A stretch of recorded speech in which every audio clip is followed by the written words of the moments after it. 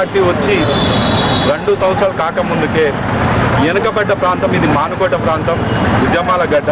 గత ప్రభుత్వంలో సెంటిమెంట్ల కొరకు, ఉక్కు పరిశ్రమ కొరకు పార్లమెంట్ ఇక్కడ నుంచి 2 గిరిజన బిడ్డలు గెలిచారు, కానీ ఈ పార్లమెంట్ కొరకు ఏ విధమైన కృషి చేయలేదు. గత బీఆర్ఎస్ పార్టీకి పార్లమెంట్లో కావచ్చు, ఎక్కడైనా సరే ఇక్కడ నుంచి గెలిచిన బీఆర్ఎస్ ఎంపీలు ఏ రోజు ఈ వెనుకబడ్డ ప్రాంతం గురించి ఆశించలేదు.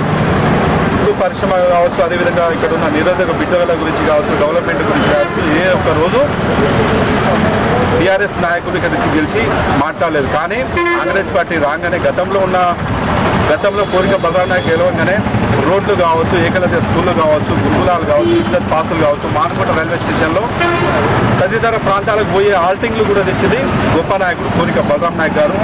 అదేవిధంగా అప్పుడైతే కాంగ్రెస్ పార్టీలో ఏ విధంగా అభివృద్ధి జరిగిందో మళ్ళీ కాంగ్రెస్ పార్టీ అభివృద్ధిలో రాగానే సౌత్ సెంట్రల్ జోన్లోనే అతిపెద్ద ప్రాజెక్టు మన మైపాల్ పార్లమెంట్కి రావడం చాలా ఆనందకరమైన విషయము.